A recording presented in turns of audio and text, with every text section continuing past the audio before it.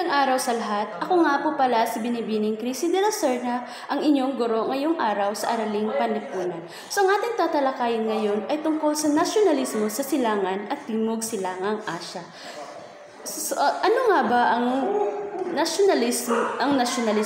Sa nasyonalismo, base sa kanta o kagaya sa kanta na Ang Bayan Ko ni Freddy Aguilar, ito ay nagpapakita ng pagmamahal sa bayan o pakikipaglaban para sa kalayaan. So, gayon din sa Silangan at sa Timog Silangang Asya. So, hindi man tuwirang nasakop ng mga kanluranin, dumanas naman ng maigting na imperialismo at kolonyalismo ang Silangan at Timog Silangang Asya. So, lalo na noong ika-18 siglo. So, ang imperialismong kanluranin sa Silangan at Timog Silangang Asya ay nagdulot ng epekto sa kanilang kabuhayan, kanilang pamumuhay, lipunan at kultura ng mga Asyano. So isa sa mga patunay nito ay ang pagpapatupad ng sphere of influence ng mga kanluranin sa China at ang paggiit ng open door policy ng United States sa Japan. So, ang sphere of influence ng China ay tumutukoy sa pagkontrol ng isang estado sa aspetong politikal at ekonomiya ng bansang inangkin. So, ang open door policy naman ay ang pagiging bukas sa pakikipag-ugnayan at patakaran na magkaroon ng pantay na karapatan sa kalakalan. So, ngayon naman ay dumako tayo sa pag-unlad ng nasyonalismo sa China. So nagsimula ang pagkawala ng kontrol ng China sa kanilang bansa nang matalo sila ng 2 beses sa digmaan. So, ang unang digmaan ay ang unang digmaang Opyo. So ito ay nagsimula noong 1839 hanggang 1842. So ang digmaang ito ay nagtagal ng 3 taon. At ito naman ay sa pagitan ng England at China. So natalo ang China dahil ang dahilan naman ng digmaang ito ay ang pagsunog o pagsira ng mga opisyal ng adwana sa opyo na pagmamay-ari ng mga British. So, ang ikalawang digmaan naman ay ang ikalawang digmaang Opyo. So, naganap ang ikalawang digmaang Opyo noong 1856 hanggang 1860. So, ang digmaang ito naman ay nagtagal ng 4 na taon. So, ito naman ay sa pagitan ng China at England at France. So, natalo ang China laban sa England at France. So, naging sanhi nito ay ang pagpigil ng mga opisyal na adwana na makapasok ang barko na pagmay-ari ng British na may kargang opyo o may dalang opyo. So, sumali ang France dahil sa hindi magandang pagtrato ng mga Chino sa mga misyonerong Pransis. So, upang maipakita nila ang kanilang pagtutol sa pananakop ng mga kanluranin, nagsagawa sila ng 2 rebelyon. Ito ay ang Rebelyong Taiping at Rebelyong Boxer. So, ang unang rebelyon ay Rebelyong Taiping. Ito ay pinamumunuan ni Hong Xiuquan o Hong Xiugan. So, sa Rebelyong Taiping laban sa dinastiyang Qing na pinamumunuan ng mga dayuhang Manchu. So, ang dinastiyang Qing, ito ay isang grupong etniko na nakatira sa Manchu. So, ang Manchu naman, ito yung ngayon ay tinatawag nating Hilagang Silangang China. So, ang ikalawang rebelyon naman ay ang Rebelyong Boxer. So, sumiklab ang Rebelyong Boxer noong 1899. At tinawag itong Rebelyong Boxer dahil ang mga miyembro nito ay samahang Chuan o Righteous and Harmonious Fist ay naghimagsik. So, itinawag din itong Rebelyong Boxer dahil ang mga miyembro nito ay may kasanayan sa gymnastic exercise. Okay, ngayon naman ay dumako tayo sa ideolohiyang demokrasya sa China. So, hinarap ng mga Chino ang malaking hamon sa kanilang bansa dahil sa pagpalit ng pamumuno ng mga emperador. Sa panahon na ito ng kaguluhan pampolitika at kawalan ng pagkakaisa ay nakilala si Sun Yat-sen. So si Sun Yat-sen, siya ang nagsulong o isinulong niya ang pagkakaisa ng mga Tsino gamit ang tatlong prinsipyo.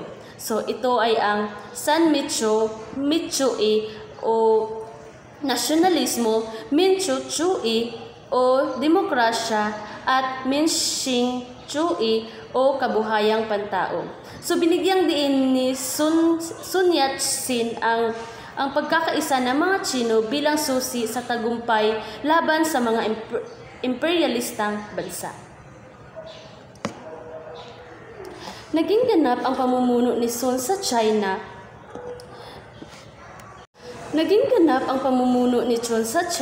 Nang pamunuan niya ang mga Tsino sa pagpapatalsik sa mga Mancho sa tanyag na Double-Tin Revolution na naganap noong Oktubre 10 or Oktubre 10, 1911. So, bakit nga ba tinawag ito o tinanyagan itong Double-Tin Revolution? So, tinanyagan itong Double-Tin Revolution dahil sa buwan nito na Oktubre na ika-10 at sa petsa na 10. Karaan naman ng Oktubre 29, 1911, si Sun naman ay tinaguriang ama ng Republikang Tsino. Ngayon naman ay dumako tayo sa ideolohiyang komunismo sa China. Ito ay nagsimula noong 1918 ang pagpasok ng ideolohiyang komunismo sa China. So sa pamumuno naman ito ni Mao Zedong. So pansamantalang naitigil ang pagtutunggali ng pwersa ni Chiang Kai-shek at Mao Zedong dahil sa banta ng pananakop ng mga Hapones. So humalili si General Chiang Kai-shek bilang pinuno ng partidong Kuomintang nang mamatay si Sun Yat-sen noong Marso 12, 1925.